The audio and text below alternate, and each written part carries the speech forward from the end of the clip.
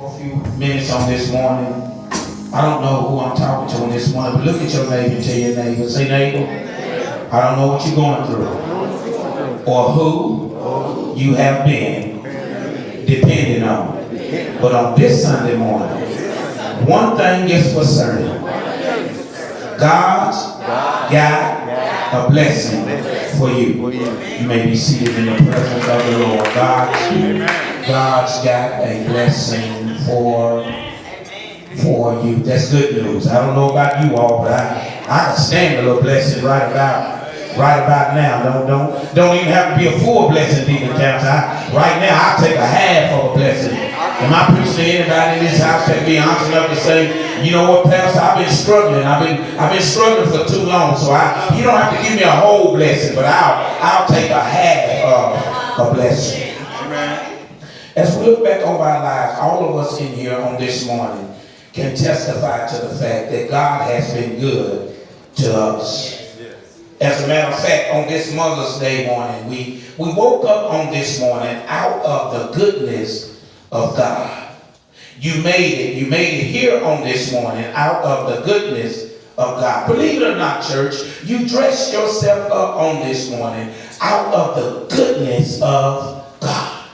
I understand that the car may not be the car that you want to drive right now, but did you not know that we have to be thankful because you drove what you drove on this morning out of the goodness of God? I know things may be tight in that duplex, in that apartment, and you're praying to God for this big old house, but did you not know that you live where you live at on this morning out of the goodness of God? I know that those of you all painstakingly honest enough to say, you know what, I can't stand my job. I'm just really working the job just for a paycheck. But did you not know that you work where you work and out of the goodness of God? And my point to you in this house on this morning is to simply just share with you that in spite of God being good to individuals like you and I, he's better than good because of the blessings that he has stored up for us. Can I plead my case? Can I plead my case on this Sunday morning? In other words, there are those of you that can be honest enough to say, you know what? Even if I wake up broke, God, you're still good. Even if I wake up, I'm busted, I'm disgusted, God, you're still good. God, and even if you decide not to wake me up in the next morning, I can truly say that the Lord has been good to me. Is there anybody that can be honest enough to say, you know what, I'm just going to take 30 seconds to get on my feet and look up towards heaven and tell that man, Lord, you've been good to me. You've been good. This personal in this house on this morning, you ought to be able to get on your feet, look up towards heaven and tell the Lord, Lord, you sure have been good to me. Is there anybody that just want to tell the Lord, thank you, Lord, because you've been good. You've been good. Y'all stay put. You've been good. You've been good to me. Am I preaching to anybody in this place that can testify to the fact when you look back over, when was the last time you just looked back over your life? When? Ask your neighbor, say neighbor, when was the last time you look back over your life? When you look back over your life and you see and you think about how far God has brought you, is there anybody that can be honest enough to say, the Lord has brought me a mighty long way? Am I preaching to anybody that can be honest enough to say, if it had not been for the Lord? Christians in this house on this morning that know beyond the shadow of a doubt that the Lord has been good to you. Just nudge your neighbor and tell your neighbor, God's got a blessing for you. There are folk hating on you right now and you broke it than a joke. They just don't know what you're going through. You having to rob Paul to pay Peter. You having to bum and beg and borrow. But I want to share with you on this Mother's Day that God's got a blessing for you. Look at your neighbor and tell your neighbor, Pastor talking to me, Pastor talking to me, man. This thing is personal. God's got a blessing for you. Thank you, Lord. Sometimes, y'all, all I can say is good God Almighty. You ever crank your car and just started shouting? I mean, literally, have you ever just woke up and breath still got stank on it? But you just thought about how good God has been to you. Anybody just ever told the Lord thank you so many times till you thought you was getting on his nerves? I'm talking about you and folk don't understand this. Let me share with somebody in this house on this morning. Here you are praying for $200. But right about now, $25 will bless you more than $200. Am I preaching to anybody in this house that's thankful enough to say, you know what, Lord, any way you bless me, Lord, I'll be satisfied. Somebody shout, please. And sometimes all I can say is just good God Almighty. Because when the enemy told me that I would ever be nothing, but I'm so glad that God upgraded me from nothing to something. And now I tell the enemy I am somebody. All right. Listen, don't you downplay yourself. All right. I may not drive what you drive, but I am somebody. I may not live where you live at, but I am. So I may not have what you have, but I am somebody. Look at your neighbor and tell your neighbor, I'm a child of the Most High God. I don't know what you talking about, honey. I am a child of the Most High God. And if my daddy got it, that means I got it. Look at your neighbor and tell your neighbor, I am my daddy's child. Yeah, I thank you, God, for being my father, because I am my daddy's child. Some of us, y'all, we don't deserve to be blessed. But we are blessed.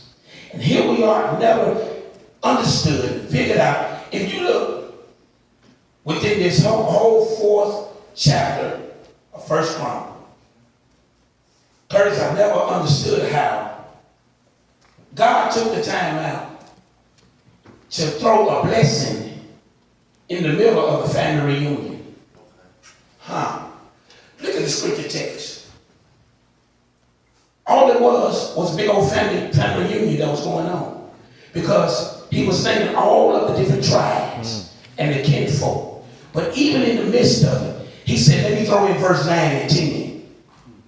Let me let somebody know that even though we're going through the tribes and the different family members, let me just throw 2 verses in the middle of this chapter to let individuals know that I got something for them. Stay with me. So he said, Jabez, whose name meant pain and sorrow, was being blessed because he was more honorable than his brother. In other words, he did some extra credit to receive an A instead of an A plus instead of an A. Jabez was the least talked about. You know how it is in life. Some of us will reflect back on a day like today on Mother's Day. I never understood it in all families. It doesn't matter what your makeup is, but in every family you got a sister, a brother, or you got more sisters, you got more brothers. But in every family makeup, there's always a sister or brother who wants to argue about who's mama's favorite. Amen. And then now we're not going there. And then we begin. Y'all pray for me. I told you I'm in my feelings. But then we begin to not be able to understand. Watch why I'm going with this. Because I know there's been a time or two in your life when you called yourself being your mama's mama and you tried to tell your mama, why you keep doing for her? Why you treat her blanket? All right, Lord. Why are you doing? Mama, why don't you let him, or why don't you let her, why don't you let her grow up? Why do you continue to do? Mama, she couldn't handle what we handle when we come up. That's why she was born at a later date, because she couldn't come up through them projects like we did. So I understood what the situation was. She couldn't handle it. So everything had its time and its place. I'm still in the text, 5 minutes, and we're going to ride. Jabez was the least talked about. In other words, he wasn't the first child, he wasn't the middle child, and he wasn't the last child. But Jabez was the child that didn't nobody talk about. And you know how it is in life. Oftentimes, it's the child that you favor that disappoints you. Talk to me, church. 3 minutes, we're right. Oh, yeah. It's the child that you favor. No, I know my son didn't do that. Not that one. Now, any of them. Not that one. And then some of us have been raised in families to where I don't understand, why is it that our parents expect more out of some kids than others? I'm trying to help somebody in this. Why do you expect so much more out of me? I couldn't dare get away with some of the things that maybe the other sibling did. Did you just raise your voice at my mom? Okay. So Jabez, I'm still in the text. Jabez, he was the least liked. But did you not know we have to be careful what we put in the trash? Because the same stuff that you put in the trash one day could be your treasure. I'm trying to help somebody in this house on this morning. He was the least liked. But God was getting ready to bless him. But there was something that he had to do. First off, on this Mother's Day, and God's got a blessing for you. Every mother can be honest enough to say, you know what, Pastor? There were some things that I had to do in raising these children. I didn't say children, I said children. That there were some things that I had to do in raising these children. And one thing that I had to do is that I had to learn how to call on God. Oh yeah, prayer has saved a lot of us as kids. Oh yeah, Mama, if I could just get my hands on it. But Jabez, in order for him to be blessed or become blessed, there was something that he did. What did he do? He didn't call Tyrone. He didn't call his kinfolk. The scripture text said, Curtis, that he began to petition God. In other words, he began to talk to God. How many of you can be honest enough to say that you talked to God before, and when you talk to God, God will make a habit out of talking back to you? And I'm preaching to anybody that know how to call on the name of the Lord. I can't pray like Pastor. I can't pray like Sister So-and-so. I can't even pray like my grandmother. But one thing I can do, I know how to call on the name of the Lord. Is there anybody in here that can be honest enough to say, I call on the name? Yeah. Amen. Call on the name of the Lord. Look, in the text here, there was a petition. He began to call on the Lord. In other words, I don't care how hard it gets, call on him. I don't care what the situation may be. You need to learn how to petition the Lord. In verse 10, it said that Jabez called on the God of Israel. Is that what it says in your Bible? In verse 10, it said, Jabez called on the God of Israel. I want somebody in this house on this morning to know that your blessing is determined by your call. What are you saying, Pat? We've been calling the wrong folks. You know, there's always one person that we can call on that will come through and nobody else will come through. But there's going to be a time when you make a call and that person that you depend on that's been coming through, they're tired, they wore out. So that's when you have to learn what it is to be able to call on the name of the Lord. Jabez called on God. That's why the scripture tells us, Montrese, in 1 Timothy 5:17, that we have to pray without ceasing. That's why he said in 1 Timothy 2:8 that men ought to always pray. David said in Psalm 55:17 that we ought to pray morning, noon, day, and night. Jabez did this one thing. He knew he needed a blessing. He didn't call on his kinfolk. He petitioned and he pleaded and he kept calling until he got an answer. Let me break it down to you. You know how it is in life. We have kids and grandkids and things like that, and they get on our nerves, the church says. But the thing about a child is persistent when they begin to want something. They will keep asking over and over and over again. And sometimes in life, that's how we have to be. When we have a mindset of determination, we have to continue to keep petitioning and pleading with God until we get an answer. I don't know what you're dealing with. You don't know what I'm dealing with. But one thing is for certain. When there are 2 or 3 gathered, there in the midst, there he is. Hold on with your blessing. It's determined by your call. Here it is. If you ain't got no prayer life, you ain't got no power. And there are some mothers in this house on this morning that can be honest enough to say, you know what, Pastor? It was prayer that saved me and my household. Jabez began to call on him. But after the petition, there was something else. There was a plan. Look at your neighbor and ask your neighbor, what's your plan? What's your plan? Where are you going in life? What is it that you plan on doing in life?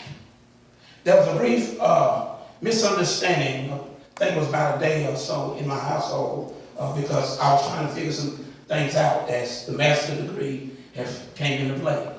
So I'm trying to figure some things out to see, when you're going. When you're going.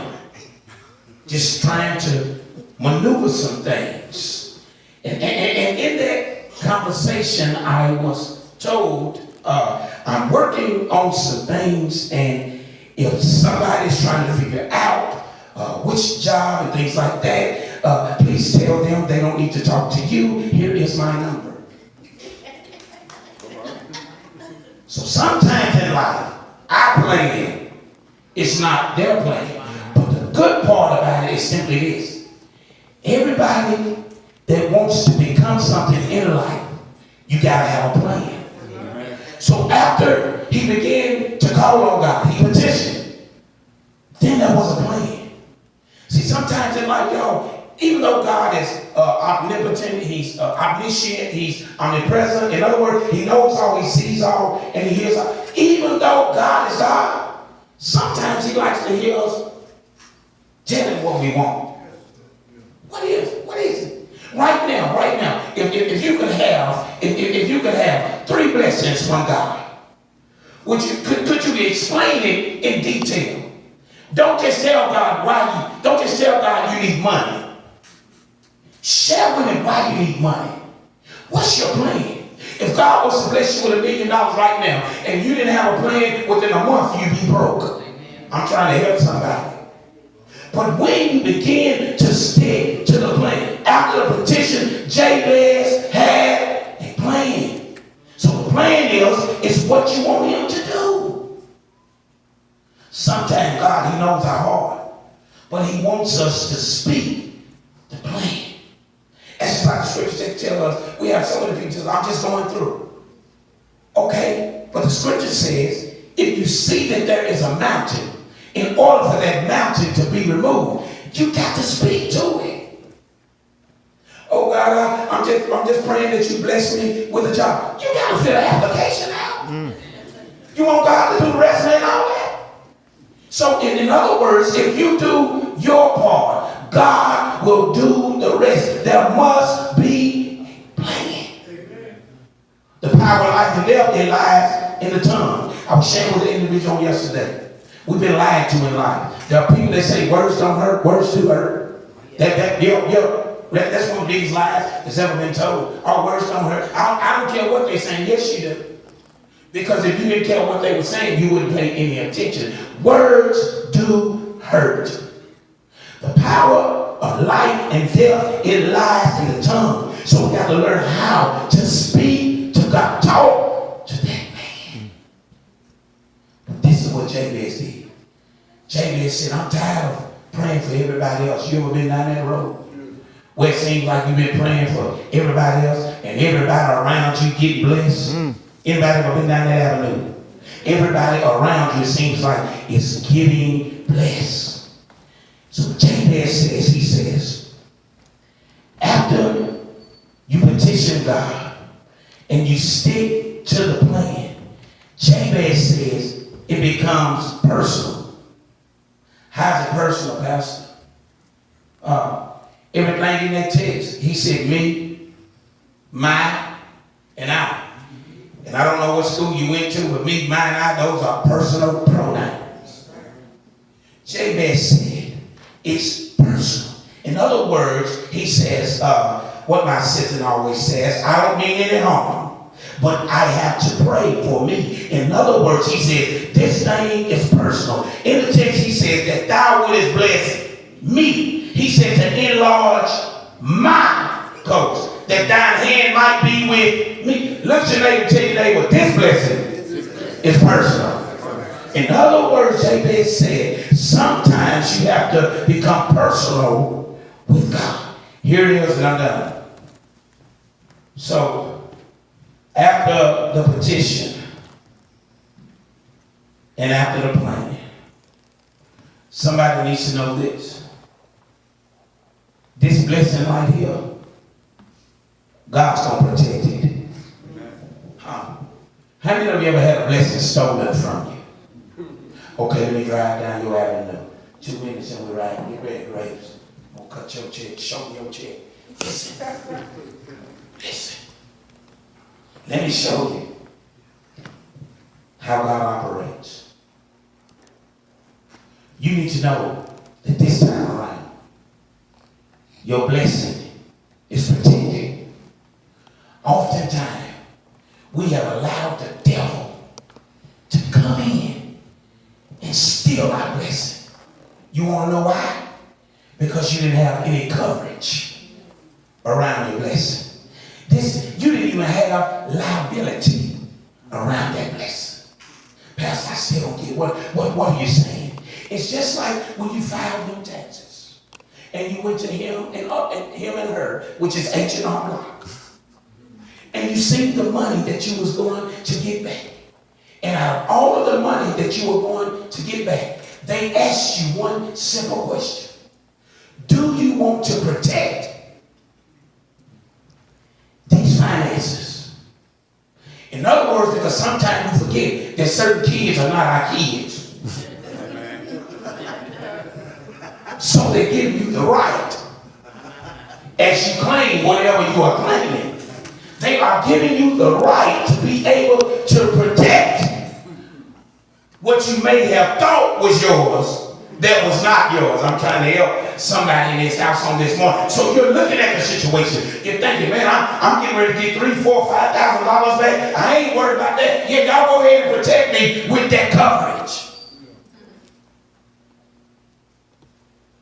Jabez, he petitioned God, and he stuck to the plan, and then he asked for God's protection. What do you mean that he asked for God's protection? Because this is what he said. After you bless me, God, I need you to keep your hand on me. That's protection. I need you to keep me from evil. That is protection. He says, I need you to make sure that when I get this blessing, that when those bloodsuckers and those haters come around and try to make me feel bad about this blessing that you have blessed me with, I need you to be there for me, that it will not grieve me. But last but not least, the scripture text says, and God granted him that in which he did what? Look at your neighbor and tell your neighbor, God's got me. God's got me. God granted him that in which he requested. In other words, when you begin to do it the way that God has required of you to do it, he'll give you double for your trouble. Do you all believe that in this house on this morning? I just need you to leave out of here on this Mother's Day morning, knowing that your blessing is on the way, knowing that God will protect you, knowing whom the Lord is, knowing that God will keep you even until the end. Leave out here knowing this one thing. Regardless of your status, regardless of your state, and regardless of your situation, God's got a blessing for me. And if you believe that, if you receive that in this house on this morning, go ahead and get on your feet and tell God, thank you.